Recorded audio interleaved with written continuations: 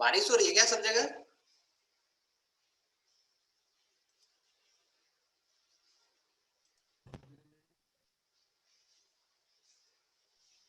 Yes sir, बहुत ज्यादा। Sir बहुत ही सर।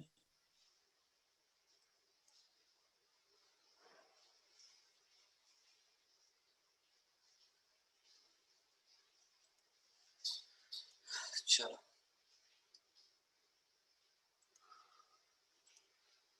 आज मैकुलस मेथड को कंप्लीट करेंगे। 2 क्लास आज है, एक और क्लास है ना?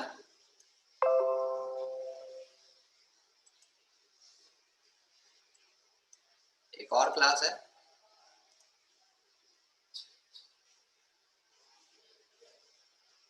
चलो आज हम लोग मैकुलस मेथड पढ़ेंगे।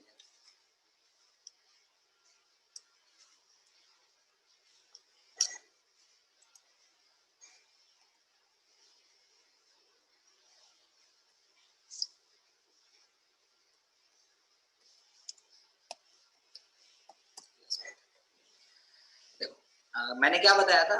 There are 3 methods to determine the slope and deflection. Number 1 था डबल इंटीग्रेशन मेथड, दूसरा था मोमेंट एरिया मेथड, तीसरा था आपका मैकुलस मेथड, एक और तो ये 3-4 मेथड से स्लोप एंड डिफ्लेक्शन निकालने के लिए।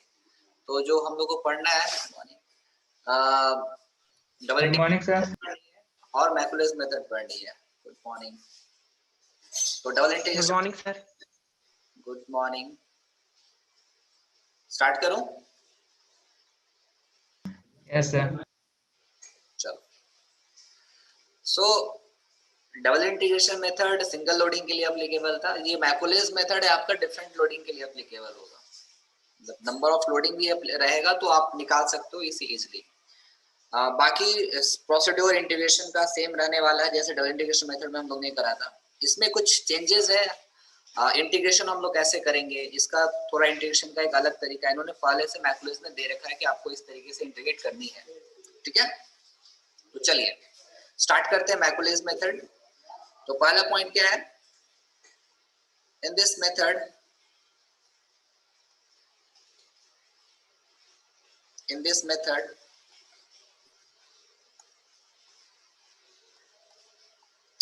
single equation is formed for all loading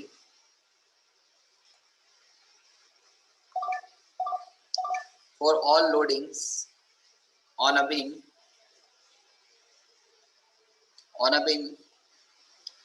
the equation is constructed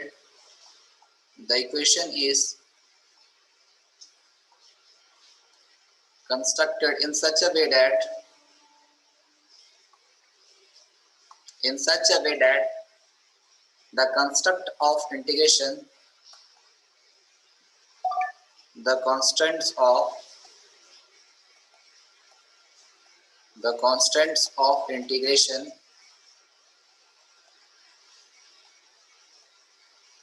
apply to all portion of the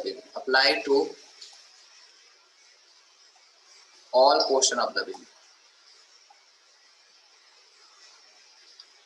तो इसमें जितनी आपकी बीम पे लोडिंग है उस सबके लोडिंग के लिए मैं एक इक्वेशन निकाल लूंगा, सिंगल इक्वेशन होगा। और उस इक्वेशन पे हम लोग इंटीग्रेशन, जो भी कांस्टेंट ऑफ इंटीग्रेशन उसको अप्लाई कर देंगे। तो अब इसका डेरिवेशन ज्यादा कुछ खास नहीं है, मतलब डेरिवेशन इससे पूछेगा नहीं आपका, और इसका डेरिवेशन बस प्रोसेस आपको पता होना चाहिए कि ये प्रोसेस है। तो this method is also called, ये ऑब्जेक्टिव क्वेश्चन आपका है, मैकुलेज मेथड का अलग नाम है। This method is also called method of singularity function, method of singularity function. Maths वगैरह पढ़े होंगे आप लोग, फंक्शन वगैरह। तो चलो अभी इसको हम लोग एनालाइज कर लेते हैं, एनालाइज कर लेते हैं। ये आपका विम है,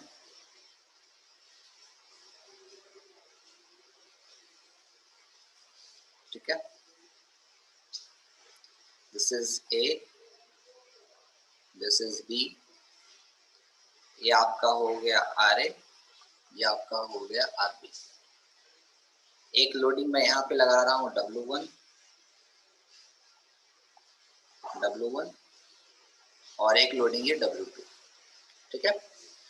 तो अब यहाँ पे हमारे पास दो लोडिंग लग रहा है, और दो लोडिंग लग रहा है, और मैं यहाँ पे 3 सेक्शन एज्यूम करूंगा। अब क्यों एज्यूम करूंगा आगे पता चल जाएगा। एक सेक्शन यहाँ पे एज्यूम करा, एक सेक्शन यहाँ पे एज्यूम करा, वन सेक्शन एज्यूम करा यार। चलो तो ये सेक्शन मैंने एज्यूम कर लिया।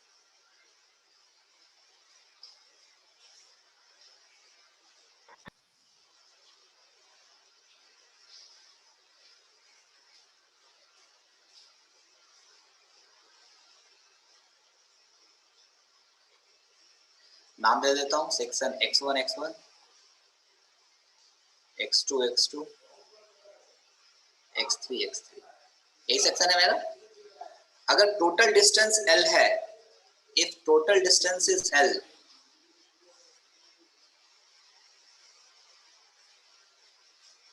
अगर टोटल डिस्टेंस L है, तो मैंने पहला जो सेक्शन एज्यूम करा ये x का फ्रॉम एंड A से, और ये जो लोडिंग लग रही है ये टोटल लोडिंग A है, A डिस्टेंस पे ये लोडिंग लग रही है, ठीक है।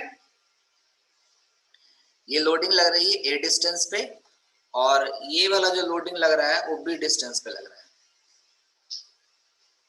ठीक है। तो ये डिस्टेंस कितना हो जाएगा बताना, ये डिस्टेंस कितना हो जाएगा, A माइनस एक्स हो जाएगा इस सेक्शन का। तो अभी मैं एक सेक्शन कंसीडर कर रहा हूँ, दिस इज x माइनस ए हो जाएगा, कोई दिक्कत? हाँ सर। चलिए,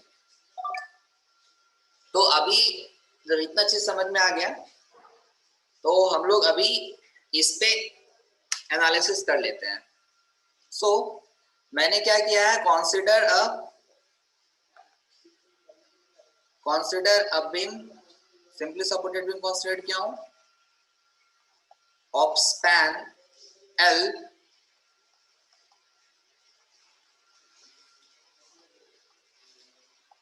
simply supported at A and B, simply supported at A and B पे,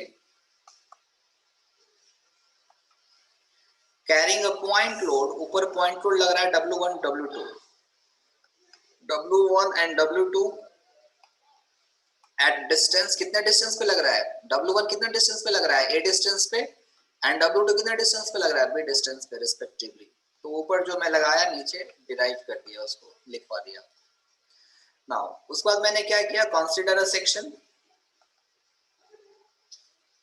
consider a section x1 x1 between A and C at a distance of x, at a distance of x from A, ठीक है। तो मैंने अभी ये आप वहाँ sir figure में आप x माइनस ए जो दिखाए हैं सर, सर वहाँ पे ऊपर में आप उसी को x भी दिखाए हैं सर। कहाँ पे बताना थोड़ा, ये वाला sir figure, yes sir, yes sir. नीचे x माइनस ए लिखे हैं वही डिस्टेंस के लिए और ऊपर में x लिखे हैं वही डिस्टेंस के लिए भी। नहीं, इस तरीके से नहीं है, ये मैंने मान लिया कि ये x डिस्टेंस पे है। Yes sir. ओके, हाँ ये गलत दिखाया। a माइनस एक्स होगा सर वो साइड का पोर्शन। ये तो मेरा x है ही, ये वाला Yes, पोर्शन sir. मेरा कितना होगा? a minus x. तो ये पोर्शन हो गया x माइनस ए हो जाएगा ना सर a बड़ा है सर, ये बड़ा है ना, a का तो ए में पोर्शन से बड़ा x है, को माइनस करेंगे तो उतना आएगा। a में से x माइनस हो जाएगा। नहीं, देखो यहाँ पे क्या है, समझा रहा हूँ।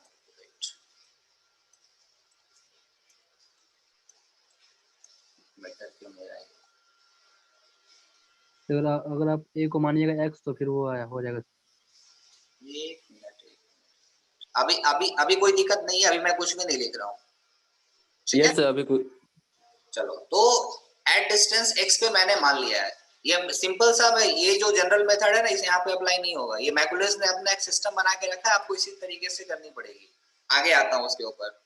तो अभी ये तो क्लियर है, consider section x1 between a and c। ये लोडिंग लेके यहाँ पे c पे लग रही है।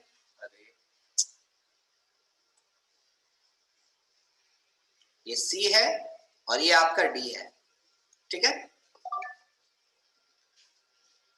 This is c and this is d, okay. So मैंने एक सेक्शन x1 कंसीडर करा a एंड c के बीच में at the distance of x from end a। चलो नेक्स्ट, अभी मैं लिख रहा हूं bending moment about xx section, about section xx मतलब x1। तो अगर मैं बेंडिंग मोमेंट में निकालूं इस सेक्शन के अलोंग में, तो क्या होगा बताना? क्या हो जाएगा? RA इंटू एक्स हो जाएगा। Yes sir. RA into x positive होगा या नेगेटिव होगा? साइन कन्वेंशन सब पॉजिटिव होगा। होगा इस तरीके से, this one is positive, this one is negative. सही है ना? पता कॉन्सेप्ट। चलिए इसे मैं मान लेता हूं इक्वेशन 1। अब ये जो वैल्यू है इक्वेशन 1, ये वैल्यू कहां के कहां तक, x इक्वल टू 0 से लेकर के x इक्वल टू a तक ये वैलिड होगा इक्वेशन। ये इक्वेशन जो मैंने निकाला RA इंटू x मेरा वेरिएबल माना, मतलब x ये आगे तक भी चला जाएगा, लेकिन हम कहां तक कंसीडर कर रहे हैं? a से लेकर के c तक कंसीडर कर रहे हैं, है ना। तो हम a से लेकर के c तक कंसीडर कर रहे हैं, तो ये जो x की वैल्यू होगी कहां तक वैलिड होगा? अप टू a तक, अप टू a तक वैलिड होगा ना, इस पर्टिकुलर डिस्टेंस तक। क्लियर है? तो मैं यहां पर लिख रहा हूं ये equation holds the value of x between x is equal to 0 से लेकर के x is equal to कहां तक? a तक वैलिड होगा। क्लियर है? ये चीजें क्लियर हो गई? क्लियर है ना? Yes sir. नाउ अभी मैं सेक्शन x2 की बात करूंगा। अभी मैं सेक्शन x2 की बात करूंगा। और अब क्या करना आपको? अब ये x को भूल जाना है। अब ये x आपका कहां तक हो गया है? x2 तक हो गया। कहां तक हो गया है? कहां तक हो x2 गया है? तक। x2 तक हो गया है। तो ये वैल्यू कितना हो जाएगा? ये वैल्यू x माइनस ए हो जाएगा। होगा कि नहीं होगा? Yes sir. मैं अब यहाँ पे दिखा नहीं सकता हूँ डायग्राम में, बिकॉज बहुत सारे हो जाएंगे एक ही साथ, लेकिन ये मैं आपको बता रहा हूँ कि अभी ये वैल्यू x2 तक मैंने मान लिया कि ये टोटल x है। यहां से लेकर के यहां तक कितना है? x है। ग्रीन कलर से दिखा देता हूँ, कितना है? x है। तो क्या हो जाएगा? ये x माइनस ए हो जाएगा। कोई दिक्कत? No sir. So again consider a section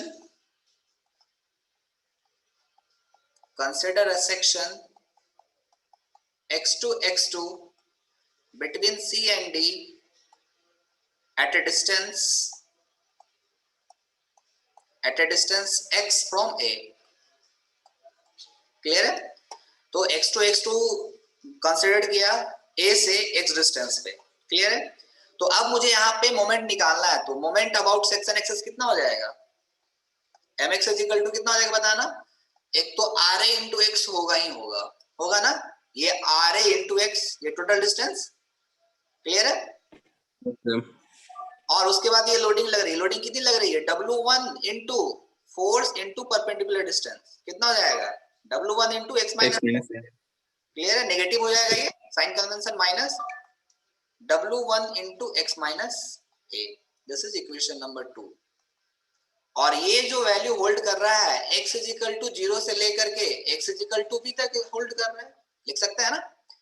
ये जब सेक्शन कंसीडर करा था x is equal to a तक था, ये जब किया तो x इज इक्वल टू 0 से लेकर के x is equal to b तक, जहां तक लोडिंग लग रही है, क्लियर है,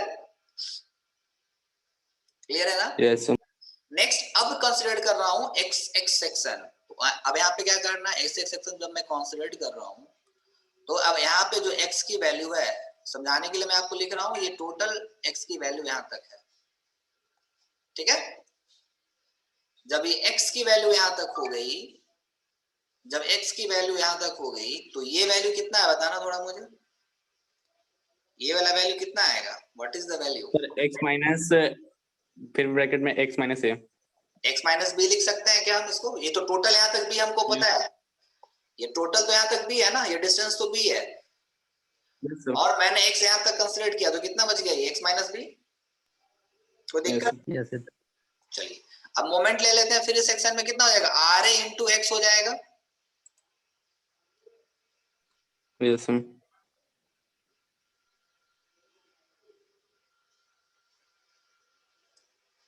आर्यन क्या करोगे आज, कभी कभी ये सबके साथ ऐसा होता है, experiencing most network ever, reconnecting almost 10 times after join, कोई दिक्कत नहीं, आपको रिकॉर्डिंग मिल जाएगी क्लास की आर्यन, यूट्यूब पे डली है सारी वीडियो, आप देख सकते हो वहां से, क्लियर है।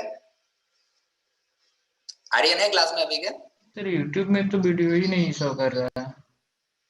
मैं लिंक दूंगा उसके बाद शो करेगा ना, आपको तो चैनल के बारे में पता ही नहीं है, किस चैनल पे वीडियो पड़ी है, ठीक है, शेयर कर दीजिए ना। तो वीडियो अपलोड हो जाएगा तो मिल जाएगा आपको सारी चीज, है ना।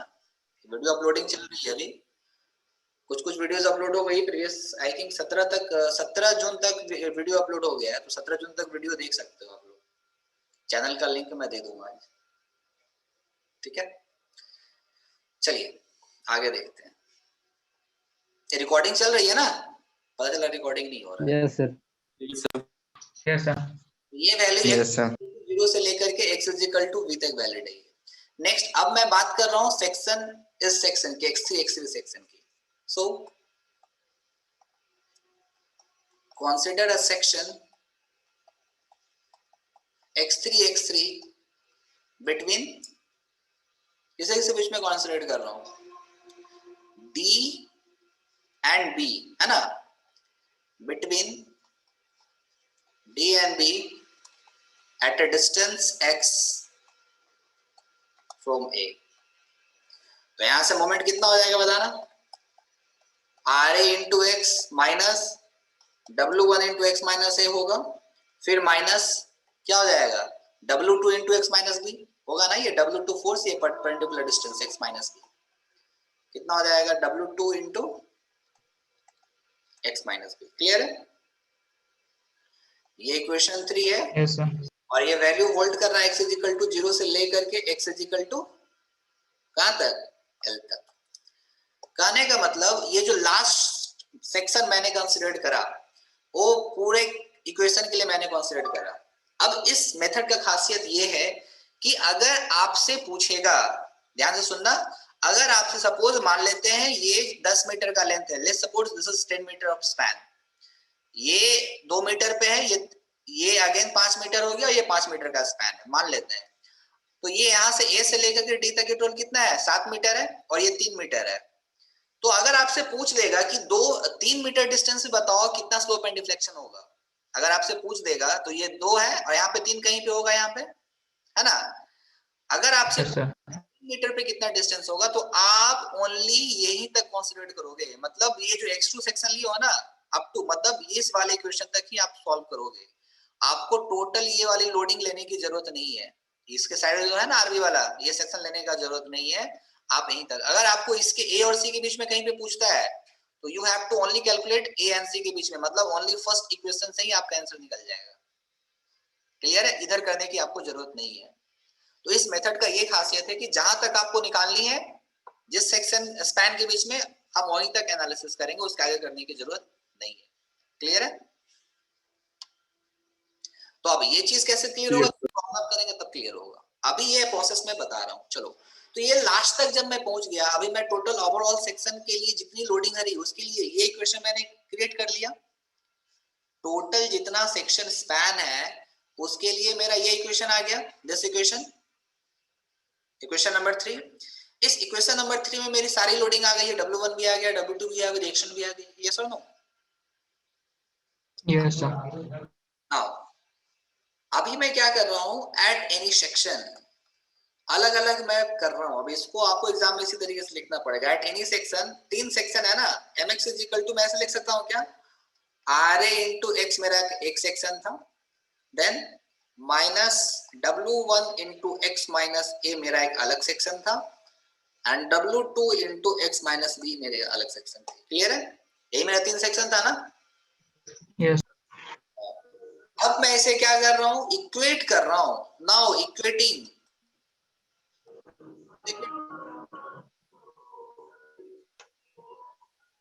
स्टैंडर्ड मोमेंट इक्वेशन, क्या standard moment equation, ei into d2 by y by dx square is equal to ra into x minus w2 by x minus a minus w2 into x minus b। Clear है? Integrating क्या मिल जाएगा मुझे, ei into y equal to ra, x का integration कितना हो जाएगा, square by 2। x square by x square by 2। अब यहाँ पे ध्यान से ये जिसका गाना बज रहा है,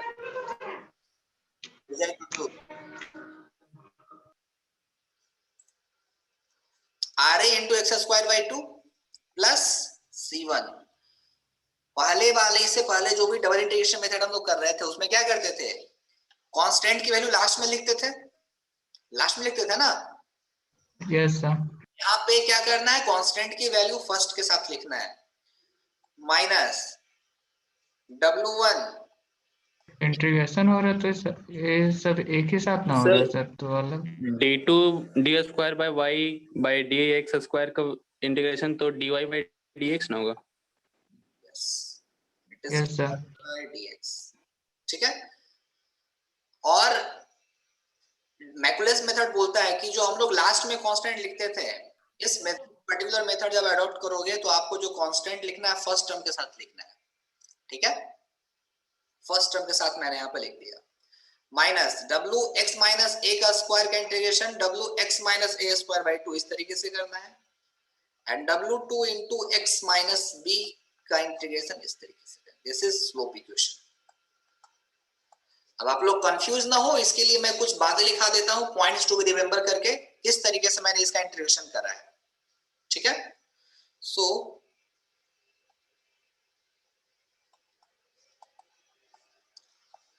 पॉइंट्स टू रिमेंबर, ये आपको याद रखना है जब इसे सॉल्व करोगे। तो पहला क्या बोल रहा है, the constant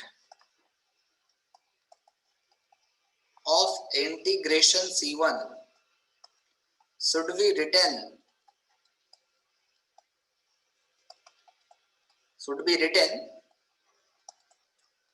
after the first term of the above equation। ठीक है, जो मैंने लिखा है यहाँ पे। दूसरा पॉइंट बोल रहा है the quantity x minus a should be integrated as x minus a square by 2 and not as x square by 2 minus ax। तो इस तरीके से नहीं करना मुझे इंटीग्रेशन, ठीक है। सिमिलरली x माइनस बी के लिए भी, सिमिलरली x माइनस बी की जो इंटीग्रेशन होगी that is x minus B का होल स्क्वायर बाई 2, इस तरीके से होगी। थर्ड वन, जो तो कांस्टेंट है आपका C1 इज वैलिड, ये जो कांस्टेंट है आपका C1 वैलिड होगा for all value of x, for all value of x। अभी जो C1 कांस्टेंट की वैल्यू आएगी सारे x के लिए वैलिड होगी। तो पहला तो ये चीज हो गई। तो स्लोप इक्वेशन क्लियर हो गया इसका, slope equation is clear. Yes sir. चलिए नेक्स्ट, अब मुझे क्या निकालनी है, डिफ्लेक्शन इक्वेशन निकालना है। सो डिफ्लेक्शन इक्वेशन निकालने के लिए हमको इंटीग्रेट करना पड़ेगा इसको, स्लोप इक्वेशन को। This is our slope equation, we have to integrate it. So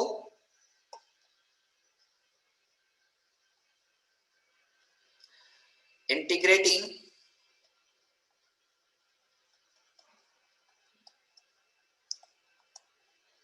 slope equation क्या हो जाएगा, pi into y equal to r A into x square by 2 है, इसका इंटीग्रेशन क्या हो जाएगा, r A into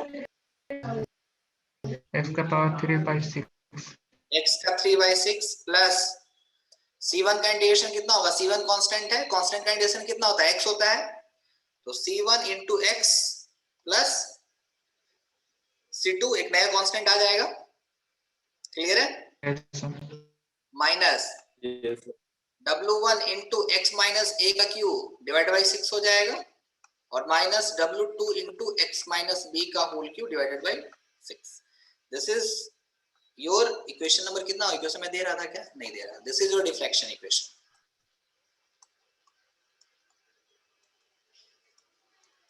clear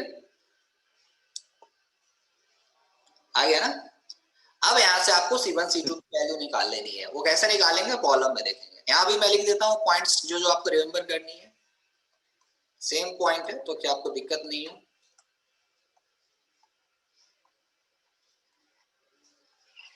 points to be remember में पहला पॉइंट जो है x माइनस ए का square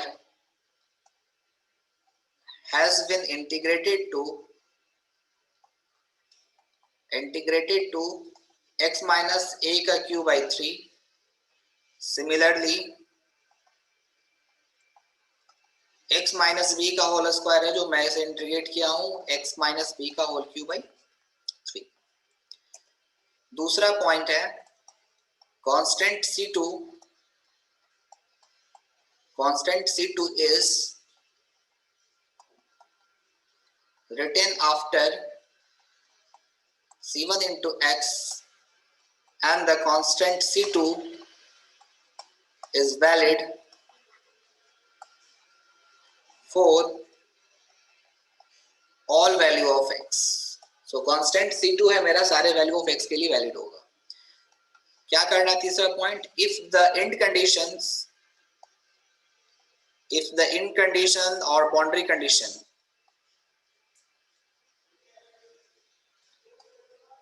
and boundary conditions are known,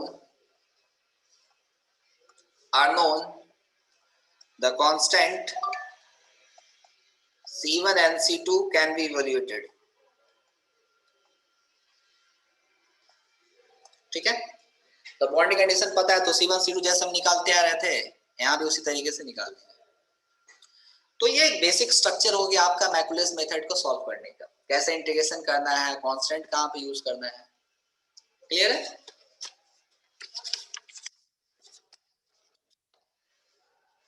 clear है, चलो yes, sir. मैकुलस मेथड। अब मुझे मात्र 2 प्रॉब्लम कर दो या 3 प्रॉब्लम और करवानी है, वो आज मैं कंप्लीट कर दूंगा, आज नहीं हो पाएगा, प्रॉब्लम बड़ी बड़ी इसमें। तो अभी मैं आपको एक सिंपल सा प्रॉब्लम देता हूँ पिछले क्लास के बेसिस पे मैं आपको एक प्रॉब्लम देता हूँ, आप उसे कैलकुलेट करके बताइए स्लोप एंड डिफ्लेक्शन कितना होगा, ठीक है। सो चलिए क्वेश्चन लिखिए आप। अब प्रॉब्लम ही बचा है इस चैप्टर में, फिर हम लोग फिक्स्ड में मूव कर जाएंगे। फिर कंटिन्यूस बीम कर लेंगे तो फिर धीरे धीरे खत्म हो जाएगी सिलेबस। चलिए क्वेश्चन लिख लेते हैं।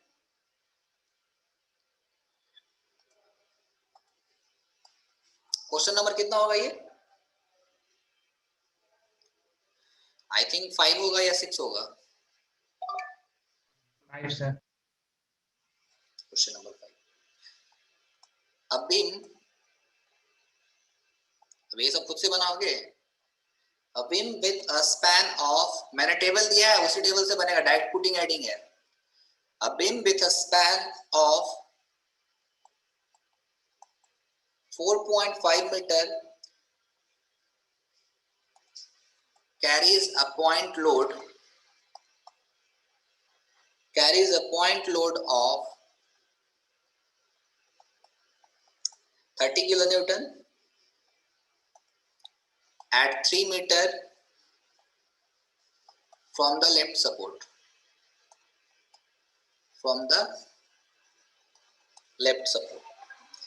If for the section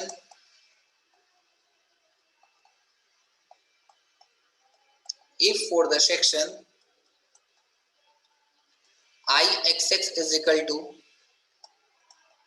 54.97 into 10 to the power minus 6 m to the power 4 and E is equal to 200 giganewton per meter square। क्या हो गया?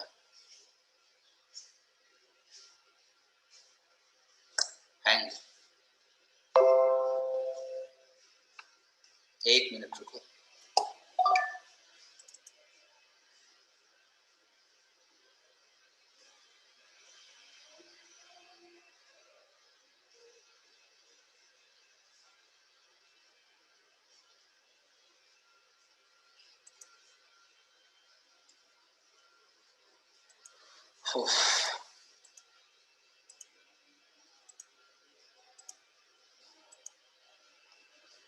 गीगा न्यूटन पर मीटर स्क्वायर। फाइंड, आपको निकालना है नंबर 1 में the deflection under the load. The deflection under the load. Number 2,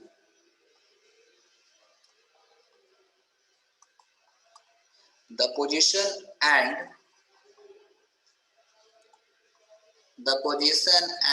amount of maximum deflection. Amount of maximum deflection ये निकालनी है, ठीक है। सो क्वेश्चन में आपका दिया हुआ है, ये बनाओगे आप लोग, मैं बस डायग्राम बना के दे दे रहा हूँ आप लोग को। क्या बोल रहा है? अब बीम सिंपली सपोर्टेड स्पैन है, कितना डिस्टेंस का है टोटल? ये सिंपली सपोर्टेड है, दिस इज सिंपली सपोर्टेड। इसकी लेंथ कितनी दी हुई है? 4.5 मीटर। 4.5 मीटर इसकी लेंथ दे के रखी है। सो इसकी जो लेंथ है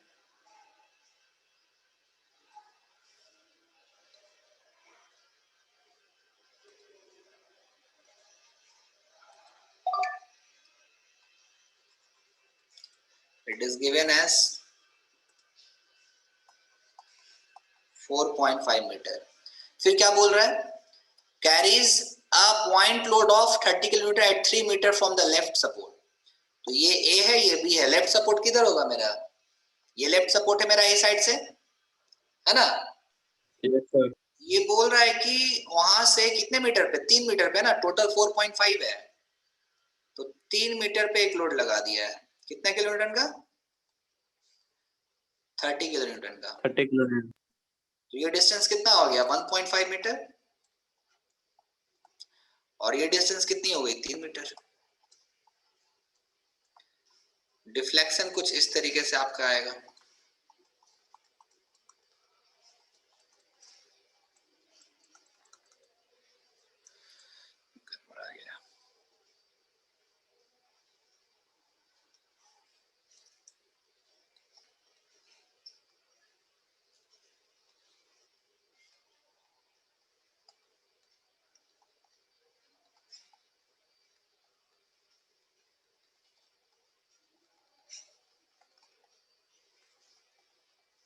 ठीक है, अब ये कौन सा केस हो गया बताना थोड़ा मुझे। ये केस का डेरिवेशन मैंने नहीं करवाया था, बट मैंने आपको फॉर्मूला दिया था, याद है कुछ क्या? सिंपली सपोर्टेड, एक मिनट, सपोर्टेड, ये वाला केस है ना, केस नंबर 3, यही केस है ना? Yes sir. Yes sir. बन जाएगा। Yes sir. आपसे क्या पूछ रहा है? डिफ्लेक्शन अंडर द लोड, तो स्लोप की तो बात ही नहीं, डिफ्लेक्शन की बात कर रहा है। तो डिफ्लेक्शन अंडर द लोड क्या है? ये बाई मैक्स होगा, यहाँ पे ये वैल्यू है, this is the by max. और डिफ्लेक्शन अंडर लोड जो वाई सी लग रहा है उसके लिए फॉर्मूला है ना? तो यही फॉर्मूला यूज करके आपको बताना है, बन जाएगा, बन जाएगी। और आपको बताना है कि लोकेशन भी कितना है, जो मैक्सिमम डिफ्लेक्शन है उसकी लोकेशन भी कितनी है। तो लोकेशन आपका x से पता चल जाएगा, this is your x। Maximum load के अंडर डिफ्लेक्शन बाई से, ये फॉर्मूला है। और बाई अगर x आपको पता चल गया, then you can calculate by max also, कितने डिस्टेंस पे। बना के बताइए हमको जल्दी, बनाइए, 3 मिनट टाइम है, बनाओ।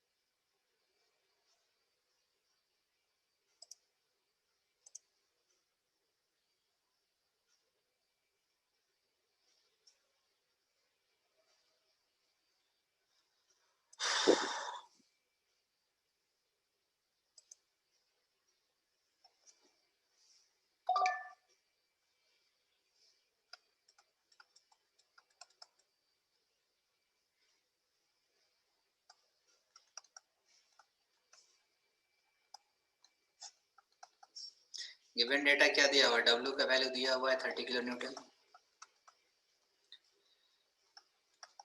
मोमेंट ऑफ इनर्शिया I की वैल्यू दे रखी है 54.97 into 10 to the power -6 metre to the power 4। E की वैल्यू दी हुई है 200 into 10 to the power 9 newton पर मीटर स्क्वायर। ठीक है, तो पहला क्वेश्चन क्या पूछ रहा है आपसे? Deflection under the load. किसी का आया है क्या?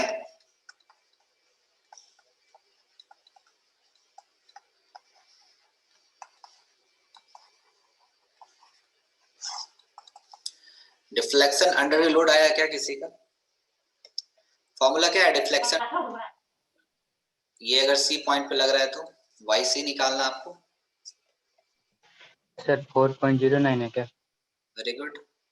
फॉर्मूला क्या यूज किया मैंने? -W a square b square divided by कितना है 3EI into L, यही है ना?